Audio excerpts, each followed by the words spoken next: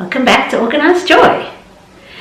We're in the month of June and we're talking about how to lead an organized life. When I was planning out this month and all the topics that I was going to talk to you about, this week's video was all about all my organizing hacks and tips and tricks. So when I sat down to write this one, I must be honest, I sat there for a while thinking, jeepers, what the heck are my organizing tips? What would I call my organizing hacks? Come on, Joyful, what's wrong with you?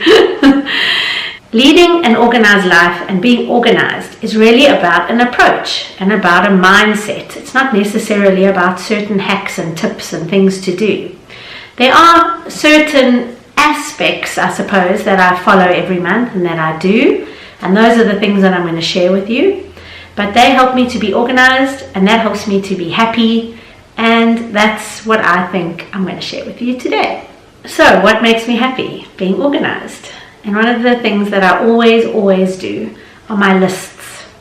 I've said this to you guys before. I'm known to have lists for lists. And I know that sometimes when you think about lists, it's always so daunting. Like, where do you start? And when you do start, you end up listing down a million things, all one after the other, in no particular order or in categories or anything, that then at the end of after you've written out that whole list, you look at it and you're like, jeepers, but where the hell do I start? And that's another feeling of being completely daunted. Completely daunted. Completely overwhelmed, I think is what I was trying to say. So when it comes to lists are great because they really do help you get your stuff together. And excuse my French, but get your shit together. But it's very important to have different lists because you don't want them all sitting on one list. You don't know where to start and you don't know what to do with what. So I have a list for work, my day job, a list for my side hustle, a list for home, a list for shopping, a list of like personal things that I need to do, from insurance checks or whatever those kind of things may be. I have them as different lists, and then when I'm sitting at work, I only pull out my work list, go through that, make sure I'm on track with everything there. And when you're at work and you think about something for one of the other lists, it's good to have it there and put it down on the other list, not on your work list. And if not, as I've said before, I use an app on my phone, and it's from Bullet Journaling. They actually have their own app, and there's a little section in it called logging, and you can log all your tasks as you remember them. So I also use that as a list for when I'm out and I'm not sitting in front of my list. So if I remember something, I put it down on that log, and it reminds you every 24 hours for 2 days. Every 12 hours for 2 days, so 4 reminders in total, so that hopefully in one of those reminders you are sitting near your list or can access your list and go and put those things down on them and not lose the note. So yeah, I have lists all over the show. I have lists on the fridge, I have lists in my to-do book, my journal, sorry, have you heard those ears? That's James flapping his ears around here. He's standing here with me. Hey boy. So lists are really important to get you organized, but make sure you don't make one gigantic list that is so overwhelming that you can't think where to start.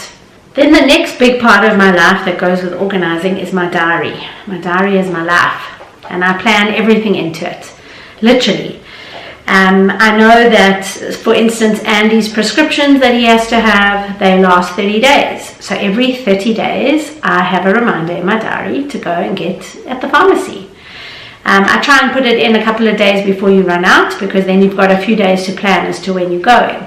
I also then try and put all the things together that go at the same shopping center. So wherever that pharmacy is that I'm going to, what else can I do there? I often do my Nespresso buy at the same time.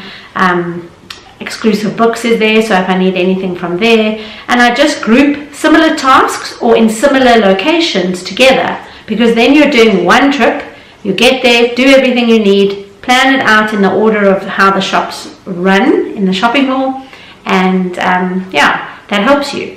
Add in travel into your diary. It's so important. It will help you to not be late, because you can't end one meeting at 11:30 and expect to be across town at 11:30 for another meeting. So when the first one goes in, plot in your travel time on either side. That way you're never overbooked or late. If you are a mommy and you need nappies, I mean, you know roughly how long a bag of nappies lasts. I mean, obviously if your child is sick, it's a little bit of a different story. But if you go through, I don't know how many nappies you go through in a day, but if you go through 4 nappies a day, let's just use that as an example, and there are 20 nappies in a pack, that pack's going to last you 5 days. I hope you don't buy 1 pack at a time. So if you're buying 3 packs, that's going to last you, how many days is that? 15 days. So that's 2 weeks. So every 2 weeks, make sure in your diary you have a note to go get nappies. You won't run out. You don't get home into your PJs and then realize you've run out of nappies and have to go out again. That's the kind of thing when I talk about an approach to leading an organized life that matters. And it's organizing yourself around what you need to do. Put similar things together. Make notes of when you need things, because you actually know when you need them if you just think about it. And you can make those kind of notes in your diaries as recurring meetings in your electronic diaries. That way you'll never forget. Another aspect for me about leading an organized life are my essentials, as I call them. I have essentials in all kinds of places. So for instance, I have car essentials.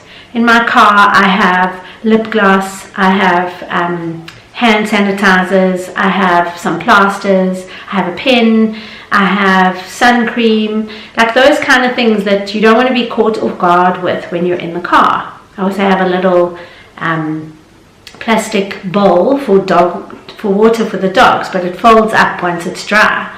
So I have all those kind of essentials in the car. I have gym bag essentials. I have essentials in my handbag, certain things that I never want to be caught off guard with, like I said. And once you put all those little things into their right places, you'll never ever be lost. And of course, there's always this thought of planning, and I do that a lot. So I plan things into other things. So for instance, I've spoken about this as well, I spend time at the gym listening to my books. When I'm at the hairdresser, I write one of my next blogs. I always map in when I can do something else, when there's downtime within that, so that I can use my time effectively and I can plan my life better. And by doing that, I'm able to schedule without actually putting it into my diary, but I manage to make sure I have a lot of time to relax, because you need to as well. So I really try and keep my Saturdays and Sundays very open and free, because that way I know that's my chill time and my downtime, because I need that for my week, because it's generally pretty crazy. And a big part of the planning is, like on a Sunday evening, I plan all my lunches for the whole week. I make them all, put them into Tupperwares, everything goes into the fridge, so that every evening I just whip out the ones I'm going to take the next day. That's the kind of planning that is good for being organized. And then last but not least, being organized means that I have routines. I have a very set routine in the morning, one that's very set when I get home from work. I do certain things in the morning in a certain order, and it gets me through everything. I do the same thing when I come home, so that once I've sat down and eaten dinner, then the rest of the evening is my own. I have very different routines for a Saturday morning, for example, and that allows me to get through everything I need, finish it all off, done, move on, go and do my day, or done, relax at the end of the day. And that's really what being organized for me is all about. It's about an approach that you take to your life. It's not about a certain tip or a trick or a hack that I can tell you about. It's about how you approach it and what you do. So really importantly are lists, planning your life, your diary, routines, and some essentials. Those are the 5 things that I think help you lead an organized life. I hope 1 or 2 of those will help you. Try them, you never know. And next week, I think we're going to get on to our autumn and winter fashion trends. So look out for that one. Next week we'll have it. So if this helped you, or one of those 5 you think might be able to help you, give me a thumbs up. If you haven't hit subscribe, please hit subscribe now. And look out for my next video. Like I said, it'll be about fashion trends, so it'll be a little different. I'm looking forward to it. Otherwise, have a good week, guys.